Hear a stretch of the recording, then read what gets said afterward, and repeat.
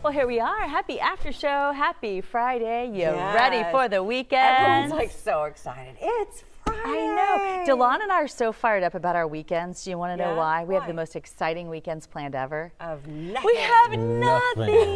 That doesn't happen very often. How about you? Do you have a free weekend? I've got a busy weekend, but but I know exactly what sometimes you have to do that. You're like, no, I'm not doing anything this weekend. It is so nice just to say no and not do a thing. I am fired up about it. Well, I'm going to be leaving soon. I have a really incredible story I'm working on for Lunch for the Soul, and it's going to be about this man who died multiple times, but he is alive and about to talk to me. Thank you very much. Thanks to our Texas Medical Center and the amazing people there. His recovery is going to literally blow your mind. You're not going to believe what he survived. Crisis after crisis after unfathomable crisis. Wow. I can't even say it. There are no words. Yeah, he's great. He's doing incredible. Awesome. Yeah. Good for him. Yeah, I can't wait to see that. Really neat. You always find the best. This is going to be one of the best. Yeah. It's incredible. So excited.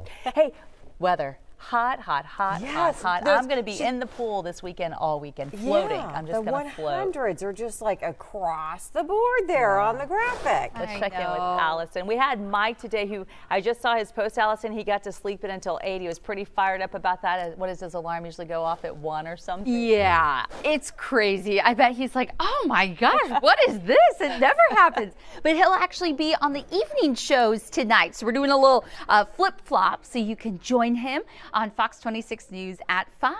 But I do want to talk about the heat of the day because, yes, it's summertime here in Southeast Texas. You know, I always post on Facebook like, hey, it's going to be hot. And then people are like, we expect it. And it's like, no, I totally understand. But it's just a friendly reminder to make sure that you're staying safe because it's 10:04 and we're just shy of 90 degrees. Muggy out there, feels like temps already in the widespread 100s. From Brenham to Cleveland, Katy to Angleton, Galveston, and even Pearland feeling like 100 degrees or more. That's where our heat advisory comes in, and it's in effect across the entire viewing area until about 8 o'clock tonight. So you're really not going to be seeing much relief from the heat. Baytown, widespread 90s this afternoon. Katy, though, could be as high as 98, if not 99. That's what we're forecasting the greater Houston area to reach today.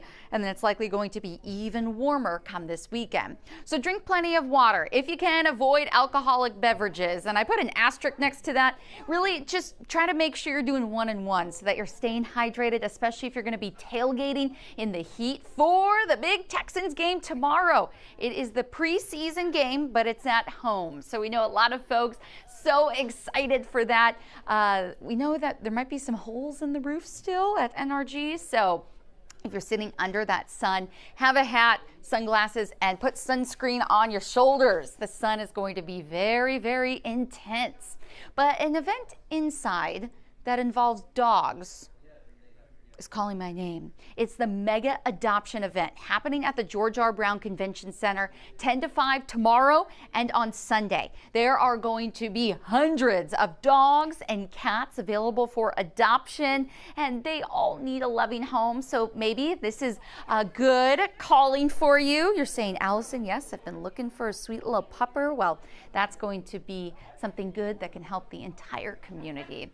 But with that being said, it's going to be hot across the board Saturday, Sunday, and into early next week. Highs will be in the 100s. And then I just quickly want to touch on the tropics. Hurricane Ernesto is a Category 2 storm, and it's likely going to stay at that strength before it either makes landfall, a direct hit, or a close encounter with the island of Bermuda over the next, let's call it 24 hours.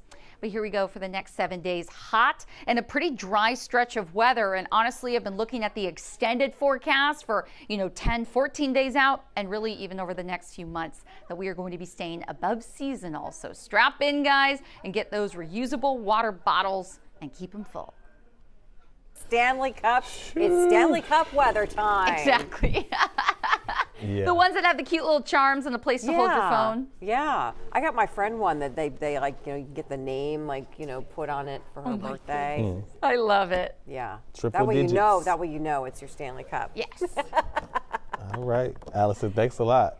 It's going to be blazing. Blazing hot. Yeah, like she was saying, good weekend to be inside picking out a dog or a cat. Mm-hmm. Yeah. Guess who else is inside? Nate Griffin. Yes, he is. Smart man.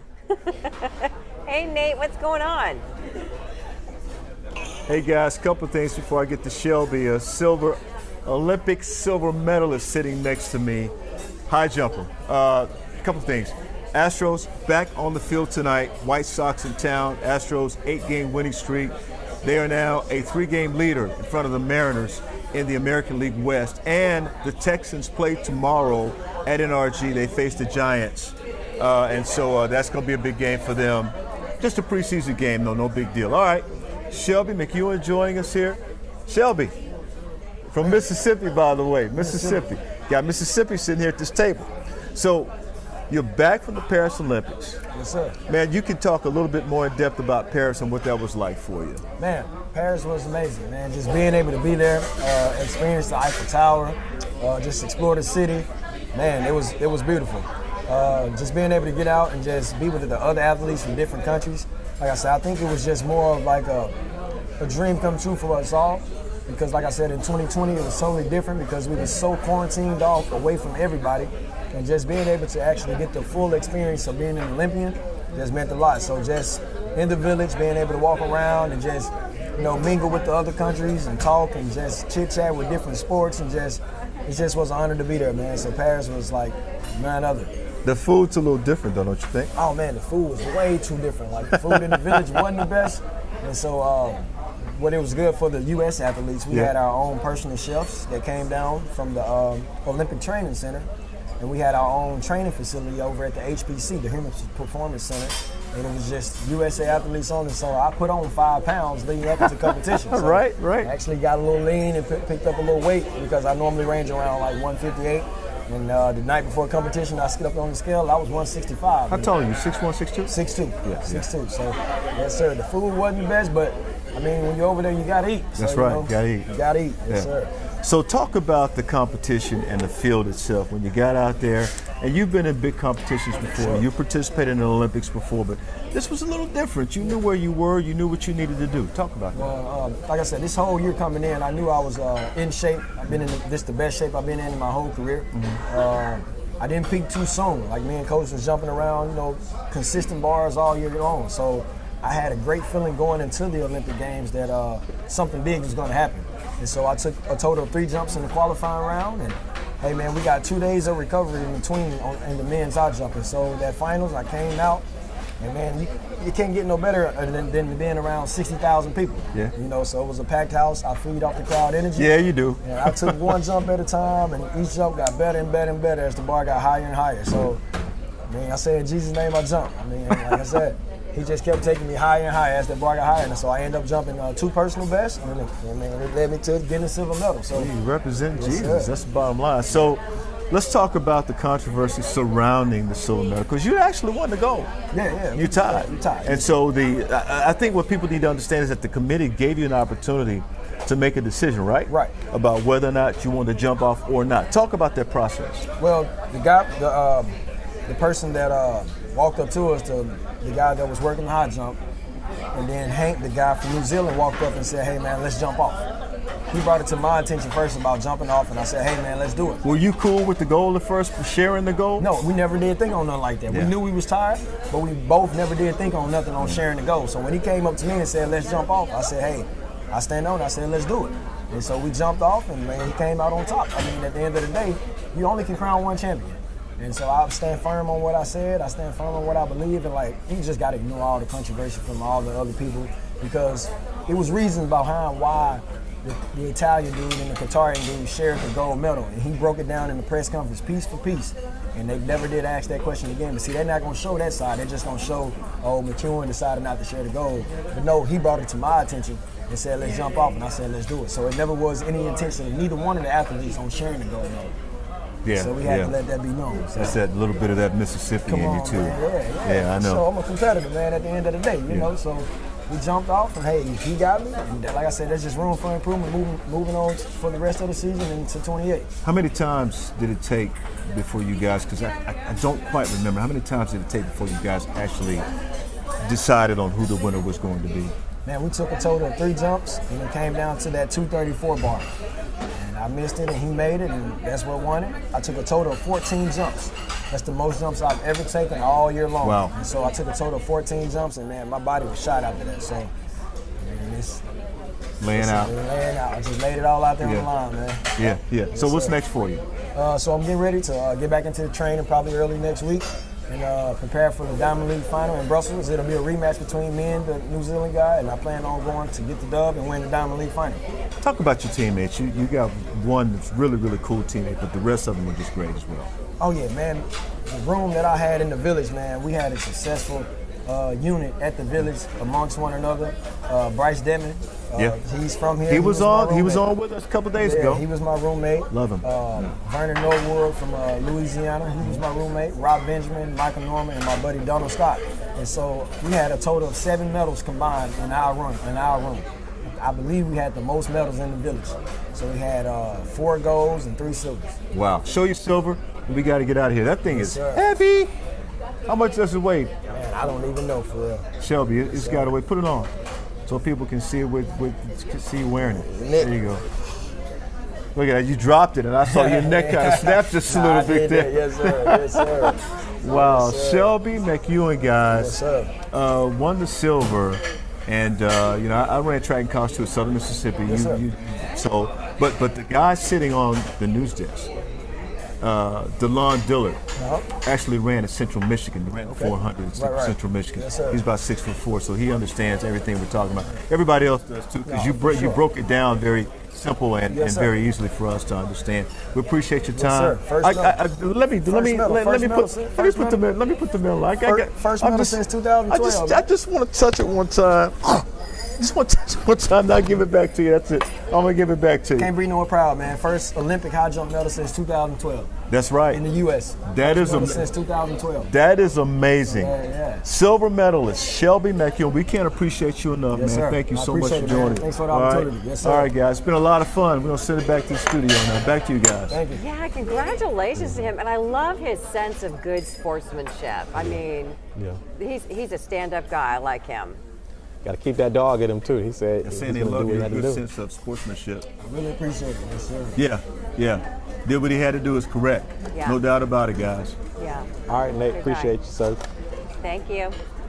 All All right, I want to let you know, coming up on Monday, because we know that some people who are paying off their student loans, maybe you signed up into the SAVE plan, and then there was this court challenge recently to the SAVE plan, and some folks are getting notices saying, hey, now your loan is in forbearance, and what does that mean, and what's going on with your loans? We're going to have a live guest, an expert, 7:30 a.m. on Monday morning to answer your questions about a lot of these legal challenges and changes and what's happening with student loans, what you need to know. If you entered the Fresh Start program, which started a year ago, which if you were in default already, you had a year basically to kind of, get it together and start making some payments and bring yourself out of default. It was a fresh start. This is ending in a month. A little over a month. We'll talk about that. And we're also going to have some tips to help people that are, college students are going back now, and a lot of them don't really have it all figured out about how they're going to keep paying the bills on that. So we're going to have some advice from experts on some ways that can help you to pay for college without necessarily taking on student loans. So join us Monday morning. We got it all covered for you.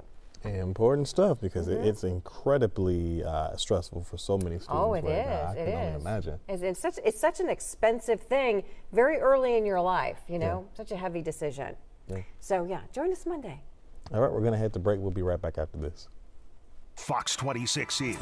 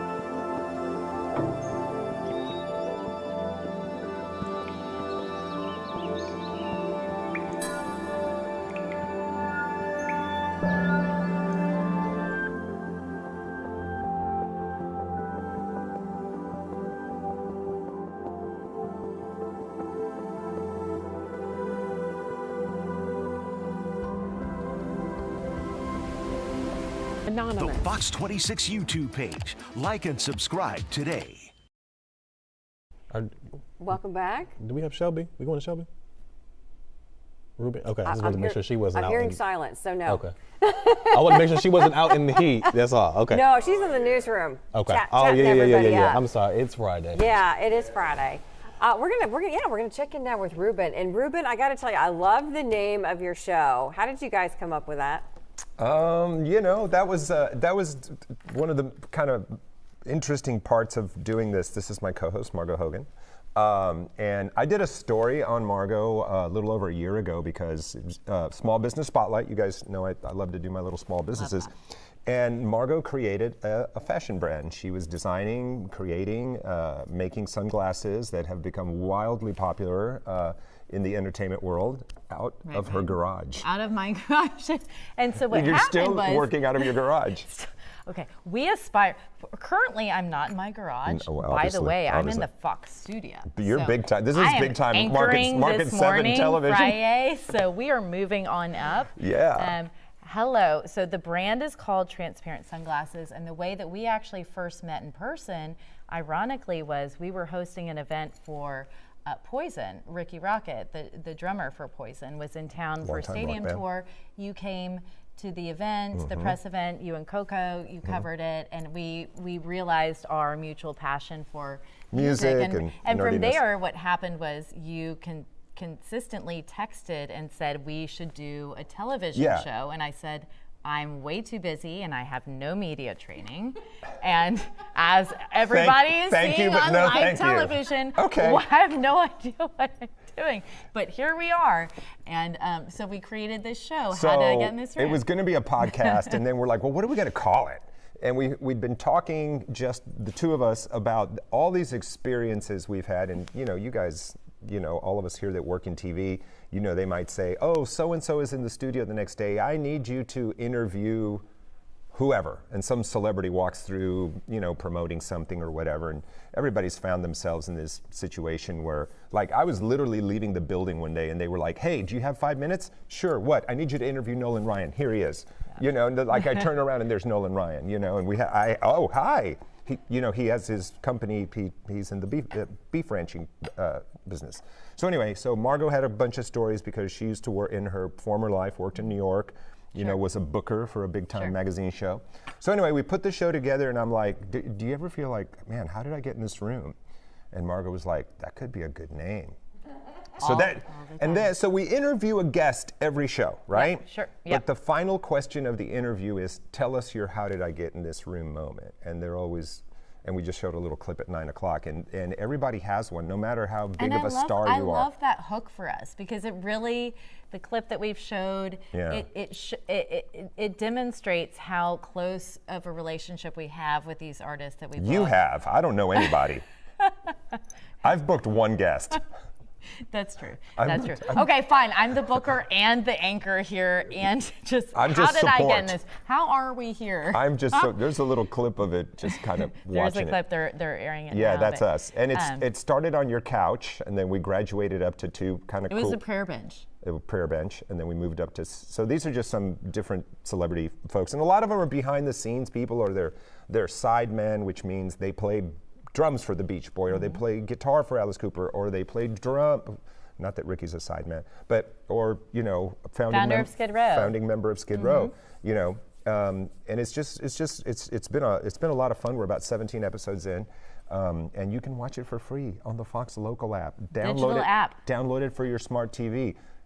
Not the mobile yet. We're working on that, but for the smart TV. But anyway, and it's Friday, and we all want to get out of here. But Heather, Delon, either one of you, do you have a how did I get in this room moment? Maybe tell us. Yeah, I have to think about a specific one, but usually when I'm having that moment, it's usually like there's a giant problem. It's like my stories aren't like, oh, how did I get to be standing here with this major celebrity? It's like how do I get out of this? How did I get here into this mess, and how do I get myself out of this room? Right.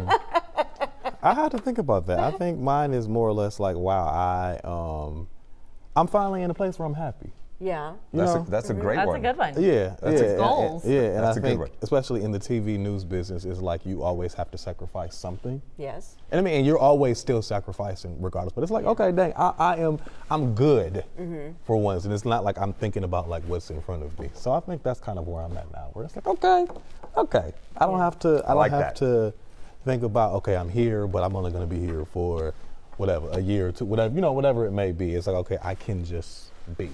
Yeah. So that's my how did I get in this room moment. 'Cause it's Perfect. like, I love it. you've never been We able like to do that. those answers. Watch Well, the show, that- guys. It's on the Fox Local app. We'll be watching. All right. Great show. Thank you. You got it.